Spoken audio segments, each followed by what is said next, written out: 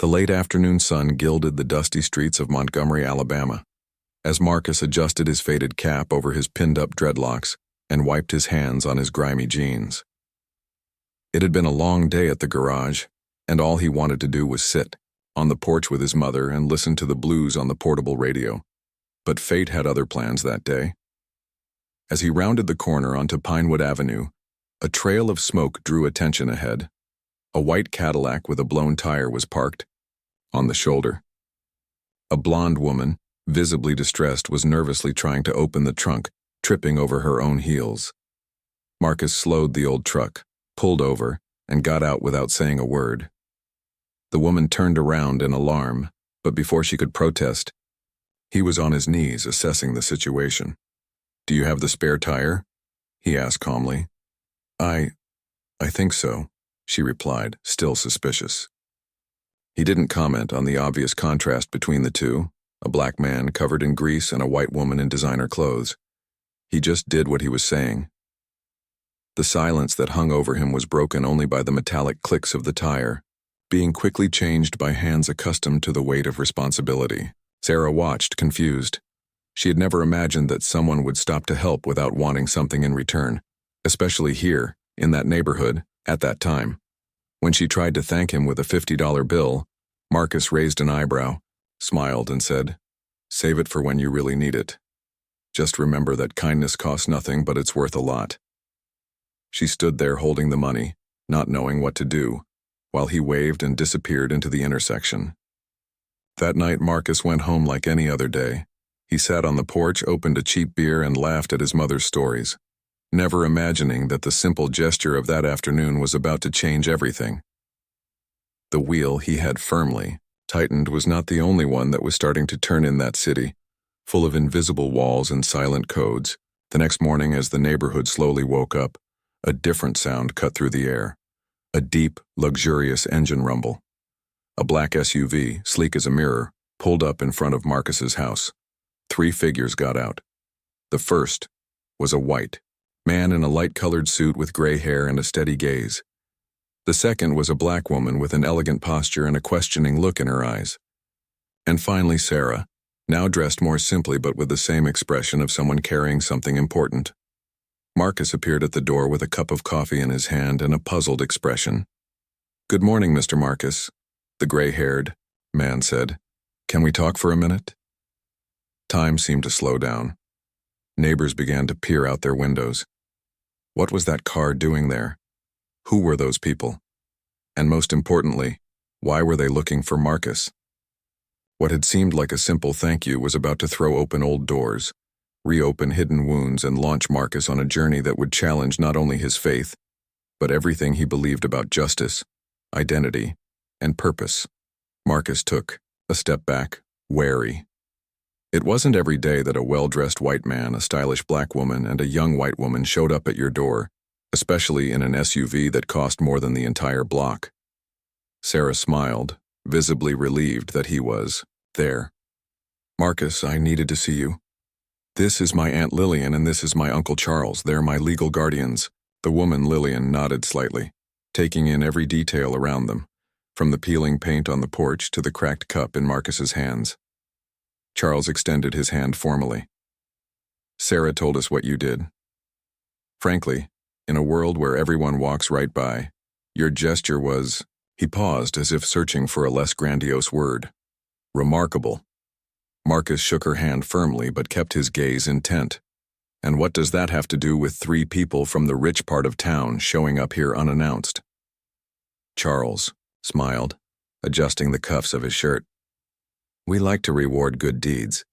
We think of something that can really make a difference to you." "Reward?" Marcus frowned, looking from Sarah to Lillian. "What do you think this was? A trade?" Lillian, who had remained silent until then, spoke softly but firmly. "It's not about buying your kindness, Marcus. It's about recognizing that attitudes like yours should be the foundation of any society. But since they aren't, we want to make a symbol of it." The conversation moved inside the house. Marcus hesitated, but made room for them to enter. They sat on makeshift chairs with Marcus's mother, Mrs. Evelyn, peering in from the kitchen. Charles was blunt. We want to offer you a $10,000 fund. You decide what to do with it. You can start a business, invest in your house, pay for your education, whatever you want. Marcus leaned against the wall, arms crossed, eyes half closed. This sounded like a polite trap. And what do you want in return? Sarah intervened. Nothing, just that you think about it carefully. You could change lives here, like you changed mine yesterday. Lillian stood up and took an envelope with the Family Foundation seal from her purse. These are the terms. No strings attached. You sign only if you want to. She placed the envelope on the scratched wooden table and looked Marcus straight in the eye. But make no mistake. Accepting this is more than just taking money. It's accepting that your choice will resonate. It will be seen, commented on, criticized, applauded. Marcus didn't respond. The silence hung heavy in the air for a few seconds until Mrs. Evelyn appeared with a plate of cornbread and 2 glasses of sweet tea. While you're thinking, eat something. Conversation is better on a full stomach. The gesture broke the tension for a moment. Charles thanked him with a slight smile. Sarah seemed more at ease, and Marcus kept his eyes on the envelope like someone facing a crossroads. He knew that nothing in life comes for free, but he also knew that certain paths, no matter how difficult, could be exactly what the entire neighborhood was waiting for. Chapter 3. Voices from the neighborhood. That night, Marcus didn't sleep. The envelope lay on the kitchen table, like a wild animal he feared waking. Every step he took through the house brought him back to it. $10,000. It was more money than he had ever seen in his life. But with that money came something else. Responsibility. And in the 1970s in Montgomery, a black man receiving a helping hand from a powerful white family didn't go unnoticed.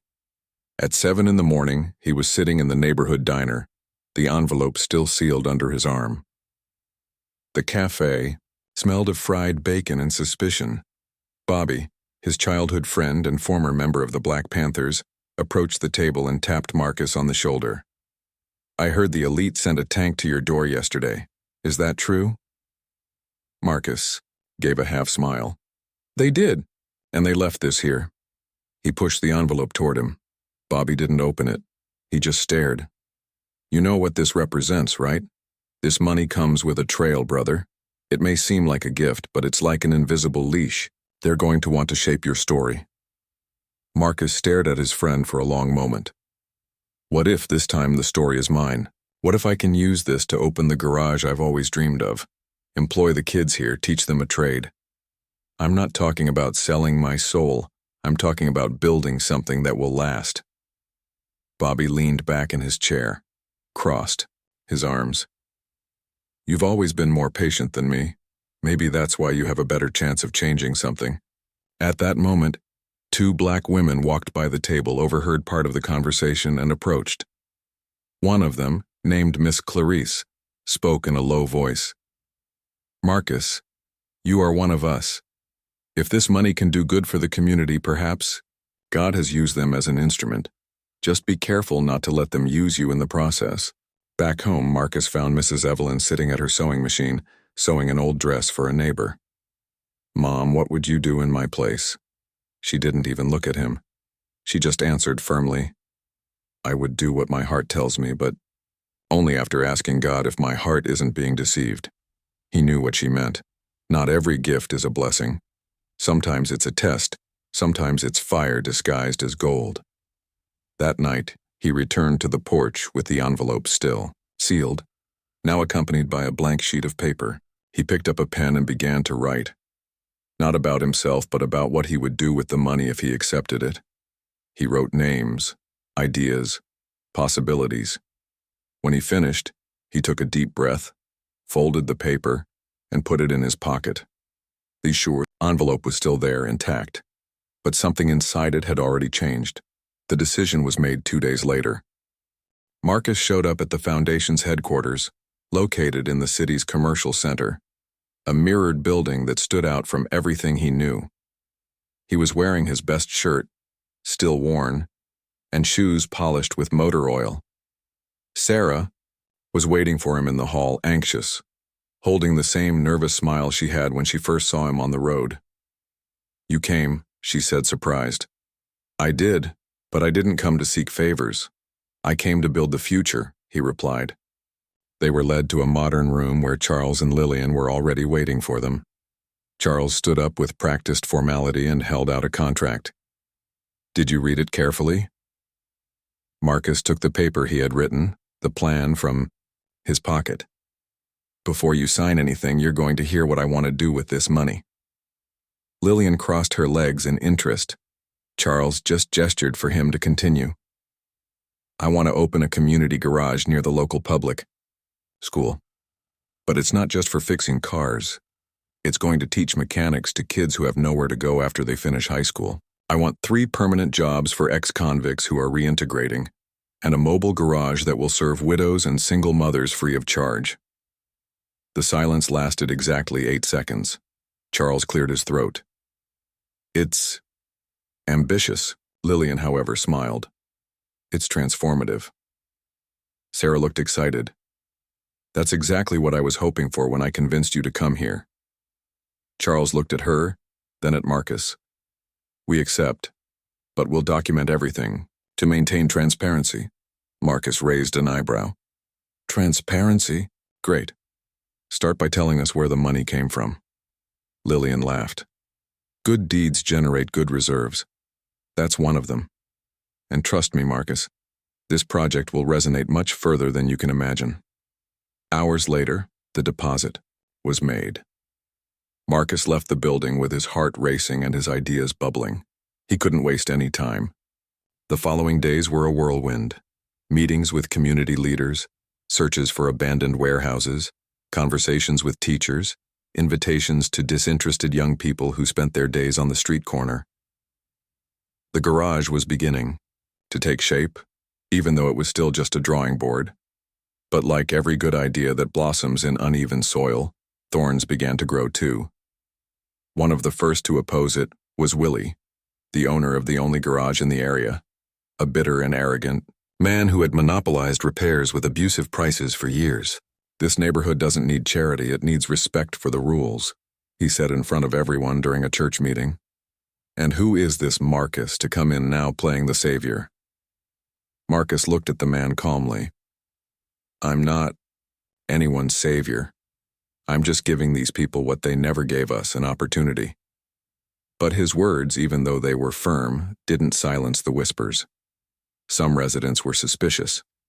Others thought he had made some kind of shady deal with the rich whites. And then came the lowest blow. An anonymous flyer began to circulate around the neighborhood, claiming that Marcus was a puppet of the elite, a domesticated Negro being used for propaganda. Sarah saw one of the flyers and took it, straight to him. "You know that's a lie, right?" Marcus looked at it, took a deep breath, and said, "I know. But sometimes the truth takes a little longer to prove itself." She touched his hand. "Then let me help you. Let me show them who you really are." And in that moment, between fear and courage, something changed between them. Word of the community garage spread like wildfire.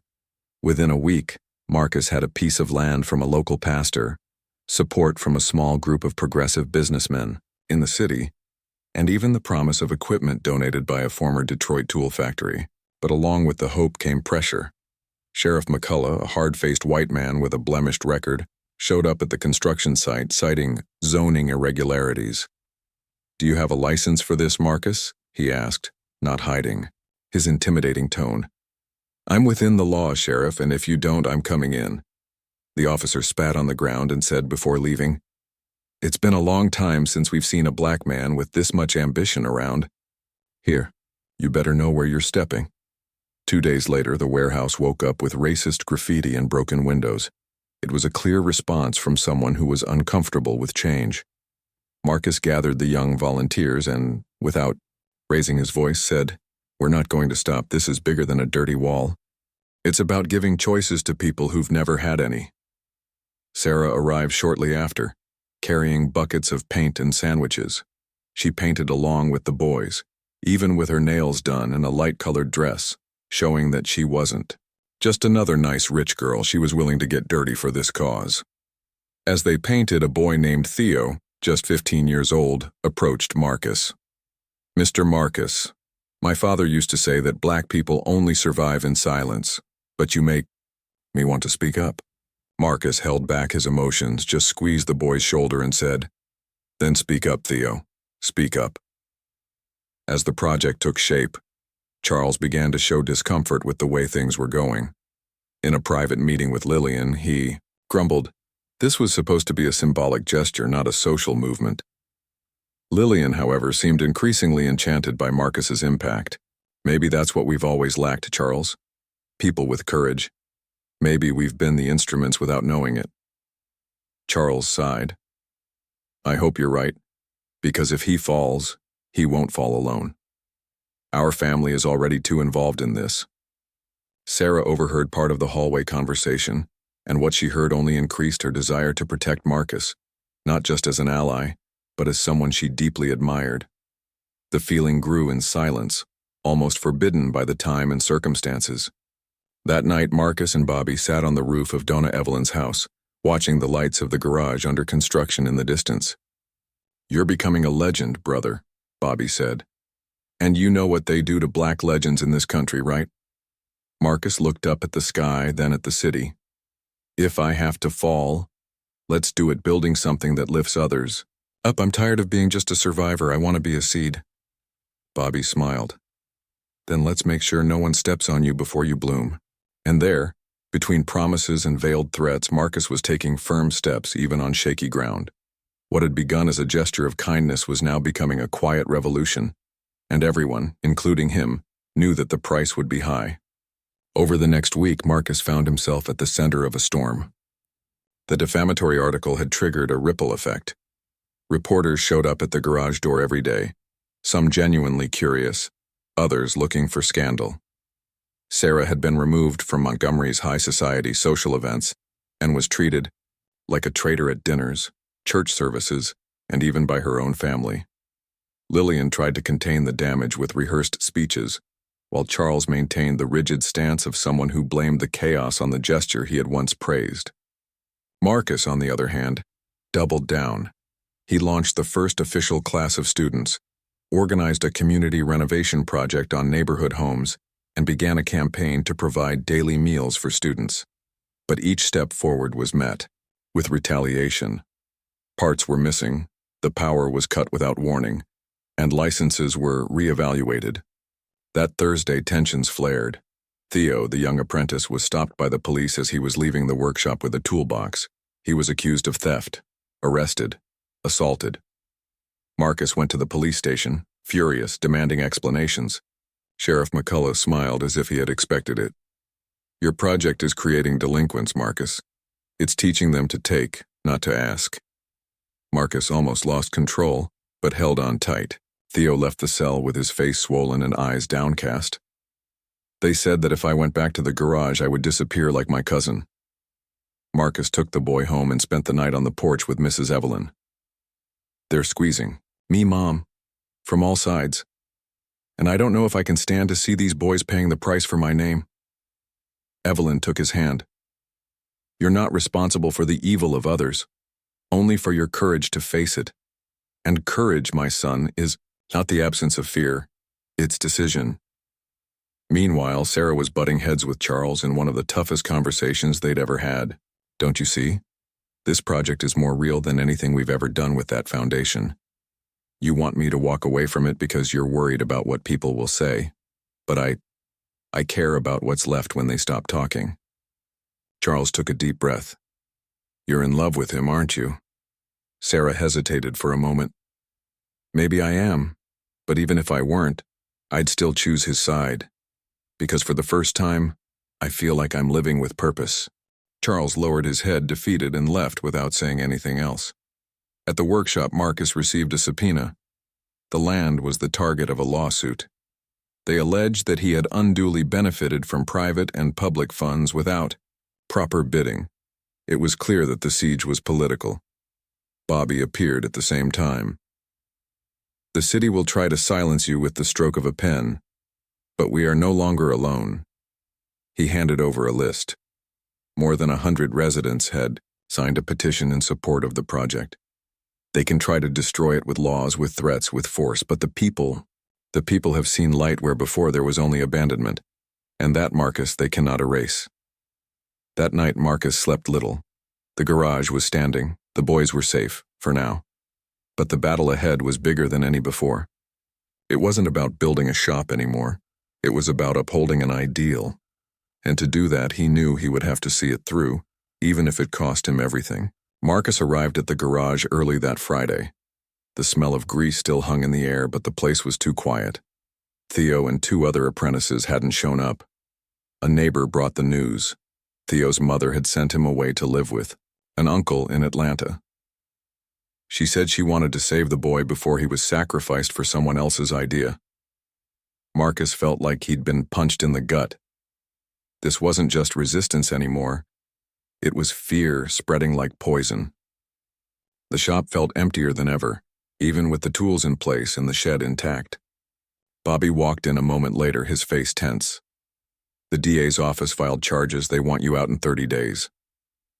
Marcus didn't answer. He just walked over to the board where he hung the course plans, schedules, and goals. He took them all down and wrote in large letters, "We don't back down." Sarah showed up late in the afternoon. She was exhausted, her hair down, her hands shaking. "Marcus, the foundation froze the rest of the funds, and Charles is trying to officially end any connection with you." Marcus just nodded. "I expected that." She looked at him then, her eyes brimming with tears. "And my family is threatening me. They said that if I don't cut any ties with you, they'll strip me of my inheritance, the company, and even force me to leave town." Marcus stepped closer. "I never wanted you to lose anything because of me." She interrupted him. "But I gained purpose, courage, and no one can take that away. If I have to choose between comfort and truth, I'll take the truth." They held each other not for romance, but for survival, for trust, for everything the world wanted to extinguish, but they kept burning. The next morning, a surprise. Miss Clarice, the elderly woman who helped in the church kitchen, appeared in the workshop with a box of papers. "Here are the names of men and women who want to volunteer. Plumbers, retired teachers, drivers, even a black ex-cop who wants to teach defensive driving. This is bigger than you, Marcus. Bigger than all of us." Marcus felt the weight and blessing of those words. That same day, with the help of Sarah and Bobby, they recorded a simple video. They showed the warehouse, the students, the classes, the impacts. They posted it on social media and sent it to independent newspapers. Within 48 hours, it went viral. Media outlets from outside began covering the story. People from other cities sent letters, donations, support. But with the light came the denser shadows. One night before the trial of the land, shots were fired at the facade of the workshop. No one was hurt, but the holes in the walls were more than physical marks. They were warnings. The sheriff showed up at the scene the next day, this time with a cynical smile. "Maybe it's time for you to accept that this is too dangerous, Marcus. People like you attract trouble." Marcus replied firmly, "No, Sheriff, people like me attract truth, and the truth bothers those who live by lies." He turned his back and went back to work. At the end of the day, Sarah brought an envelope with the court's preliminary ruling. The judge would schedule a public hearing to deliberate whether the garage represented a social risk or a community advance. The fate of the project, and Marcus's reputation, would be decided in front of the entire town. And so, with his heart on fire and his feet planted like roots, Marcus prepared for what could be his downfall, or his rebirth. The fight was about to reach the point of no return, and the entire past, present, and future of that neighborhood depended on a single moment: the judgment of the seed he had dared to plant. The Montgomery Municipal Courthouse was packed. People were leaning against the walls, sitting on the steps, some holding signs in support of the garage, others with hard eyes and arms crossed, waiting for Marcus to fall like people watching a spectacle. The cameras of 2 independent broadcasters were positioned discreetly. On the left side of the room, Marcus sat with Bobby and Sarah beside him. On the other side sat representatives of the local business community, led by Walter Davis, the political aide who was now leading the effort to shut down the project. The judge, a middle-aged white man named Harold Branson, entered without ceremony and called for silence. Today, we will decide whether Marcus Lee's community garage represents a social benefit or a public safety hazard.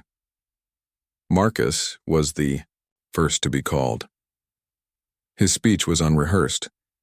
He simply stood up, looked around the room, and spoke as if speaking to his own soul. I didn't come here to beg to keep my dream alive. I came to show that this dream is no longer mine. It belongs to every child who walked barefoot in that workshop, to every mother who sleeps peacefully because her child is learning something other than fear, to every elderly person who donated tools believing that, perhaps this time, hope would not be uprooted. They called me manipulated, a symbol, a danger. But what threatens this city is not the garage. It is the idea that we, the forgotten, now have a voice. The hall remained silent for a moment that seemed to suspend time. Then Walter was called. With a cold tone, he tried to link Marcus to social instability, citing police incidents, proximity to activists, and risks to the integrity of young people without adequate supervision. But the more he spoke, the more the audience seemed to disconnect from him. The climax came when Sarah asked to speak. The judge hesitated, but allowed it. She stood up, elegant, but with burning eyes. I am the daughter of this city's elite. I grew up surrounded by luxury, but empty of truth. When I met Marcus, I understood that charity is not about giving away coins, it's about giving away courage. And if this city is going to save itself, it's going to need people like him, more than families like mine. Lillian was also present, sitting in the third row, and at the end of her speech she stood up spontaneously. My name is Lillian Carter. For decades I have participated in social decisions that pretended to help, but only perpetuated control. Marcus has shown me that true help is about giving up control, and I publicly acknowledge, this is not a project of our foundation. This is the birth of something our foundation has never been able to do. The judge called for order as the murmurs grew. He called a 10-minute recess. The tension was as heavy as concrete. In the aisles, Bobby approached Marcus. Whatever the decision, brother, you have already won, because this city will never look at you the same way again. When the judge returned, the room held its breath. Branson read the opinion calmly. After analyzing the social impact, testimonies, and documentary evidence, this court recognizes the Marcus Lee Garage as a project of significant community interest. The action against its operation is therefore dismissed. The hall erupted in applause. Screams, tears, hugs. Marcus remained still, silent, as if absorbing a miracle in slow motion. Sarah hugged him tightly, and even the judge had to bang his gavel several times to contain his excitement. Outside, a crowd was waiting, and upon receiving the news began to sing, smile, celebrate. It wasn't just about a garage. It was about each door that could now be opened by hands that had, previously, only knocked in silence. That night the garage stayed lit until late. Mrs. Evelyn made cornbread, Bobby organized an impromptu blues circle, and Sarah danced for the first time in years. But even in the middle of the party, Marcus knew there was still more to do. Because winning in court was only the beginning. The real work began the next day, building, teaching, resisting. 2 months after the court ruling, Marcus Lee's auto shop was no longer just a project. It was an institution. The entire neighborhood had grown up around the idea. Young people who had once roamed the streets were now competing for spots in mechanics classes. Volunteer residents took turns teaching, providing services, and even preparing the meals that were served daily. And most importantly, there was dignity in the eyes of those who entered through that worn metal gate. Marcus walked through the workshop like a farmer in the middle of the harvest. His hands were more calloused, his eyes more attentive, but there was a new glow in his face, that of someone who knew he had planted something that no one else could uproot. Sarah, in turn, had left behind the surname that had previously opened doors for her, and now walked hand in hand with her conviction. Working as the workshop coordinator, she was respected by everyone, not for her past, but for the present she had built with her own hands. Between her and Marcus What existed no longer needed to be labeled. It was more than love, it was an alliance. A bond formed not by movie romance but by mutual dedication and the courage to dream together in hostile soil. Bobby, on the other hand, had become an official safety and maintenance instructor. Men who had once feared him for his past now sought him out for advice about their children, about life, about the future. But not everything was calm. One morning, Marcus received the news that Walter Davis had been nominated as the official candidate for mayor. His campaign used a subtly disguised discourse: order, tradition, security.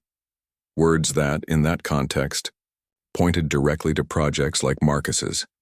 It was a reminder that the enemy never disappears. It just changes its clothes. Instead of backing down, Marcus proposed a new plan: to replicate the garage in other neighborhoods of the city, to create a network of community workshops. The proposal was received with enthusiasm by some and with threats by others. But Marcus was no longer seeking approval. He sought continuity. In the last public scene of the year, the workshop held a festival with presentations by the apprentices, exhibitions of the projects, and even a talent fair. Theo, now 16, presented an engine that he had dismantled and rebuilt himself. Beside him, his mother wept softly, moved. Miss Clarice received an award for her dedication to the project. Lillian sat quietly in the back and applauded when Marcus stepped onto the small makeshift stage. He didn't use a microphone. He just raised his voice and said, "What started with a flat tire has become a road. And now, this road belongs to all of us. Keep going. Even when it's hard. Keep going. Because changing the world doesn't start with a million voices. It starts with just one saying, 'I no longer accept silence.'" That night, after everyone had left, Marcus sat on the porch of his house next to Donna Evelyn, as he had done before it all began.